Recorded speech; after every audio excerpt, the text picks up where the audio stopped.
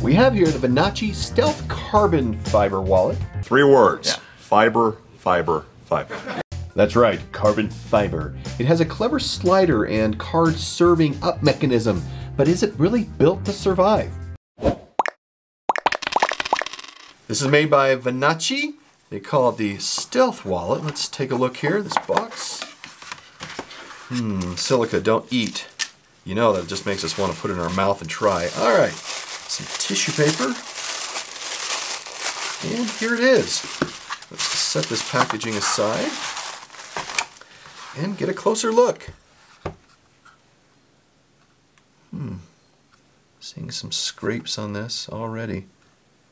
Not great, but you can see the carbon fiber portion here. You've got the screws. Take a look at the top. It is a box wallet. Pretty simple. Nice strap for cash. And how do things come out? Well, via this little slider, Mark. Whoop, little hook. See if it fits in your hand? Not bad. Let's get into it. Hang around and I'll show you how much abuse the hook and slider of this particular wallet can take before breaking. This stealth carbon fiber is fairly simple. If we turn it over, we have a very large, by way of wide elastic strap here. This is to hold your cash. Cash needs to be folded twice or in thirds to fit in here. If we turn it over, we have an interior card slot right here. This is the box, and we have a slider for card extraction. You push up and of course push down, but you can also push the cards in. We'll show how that works. It has a capacity up to 7 cards, and this wallet is RFID protected. I know, it's okay. It measures 4.37 by 2.6 by 0.45, and it weighs 52 grams or 1.83 ounces. Break it, break it, break it! Break it, break it, break it. Yeah, let's do this.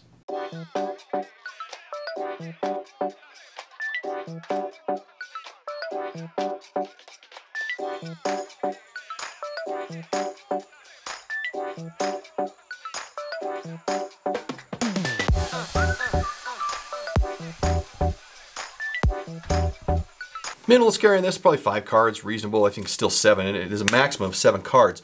You can see that really the thickness comes down to cash if you have in here. Otherwise, it is fairly thin. Now, this is designed and made in the United Kingdom. It is inspired by aviation in the design of the wallet itself, and it has a companion that isn't the carbon fiber. It has a nice geometric shape on it. I think I'd almost prefer that one over this just for interest. But this is hand assembled, but I wish the screws were a little recessed. You can kind of see how they're not. They stick up, and you can see that they stick up. They're not uniform in how they stick up. So, bit of a problem there. Having them recessed so they'd be nice and smooth would be preferred.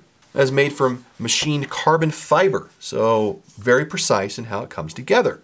And thus I'd be concerned about this slider arm that would break due to some accident that would be going on here. So we'll test that at the end, as I mentioned. So you can see from this video, the slider is one piece. Thus that reduces the potential of mechanical failure. It's just a sliding, a one piece. And the staggering is what is provided at the bottom of this. So they sit in the wallet staggered and are pushed up staggered. It's not that it's a staggering mechanism that pushes them up like that. You do have personalization options that are available, and it is all down here where it's engraved. And it did come with some scratches, as I mentioned earlier. You can kind of get a feel for some of this, like right up in here, a few down in here. And the packaging was a little underwhelming in what it provided, and it seems like it was a bit thrown together. Now the company makes other products from bracelets to pendants, cufflinks, watches, bags, glasses, so it's very eclectic, and wallets are not the only thing that it provides.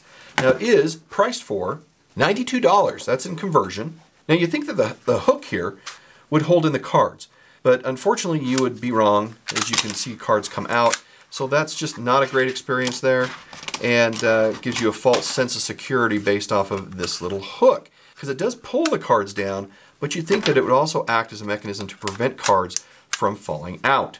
Now cash, though, is maintained very well. Very wide strap, I like that. And then when you noticed, if you noticed it, the cash is pretty much hidden. So that whole concern of cash being viewed by people isn't so much of an issue with this strap on the exterior.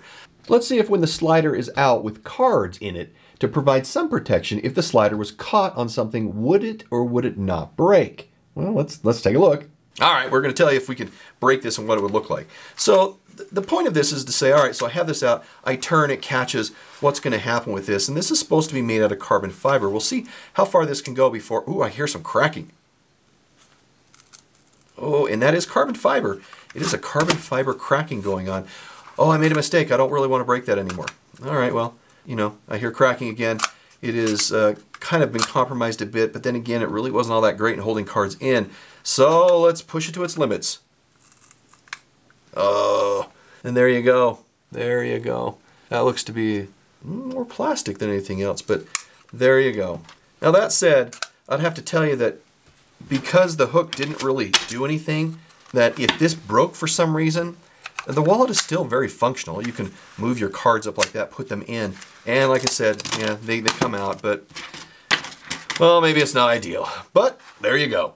And now on to the final score. For quality, a 3. Price, a 2. This is pretty expensive for what you get. Features, a 3. Usability, a 3. And perception, a 3. That gives us a final score of 28 out of 50. I suggest you watch this next video. I have another here where we take apart the Andor Pilot wallet as well, so you might want to look at that one.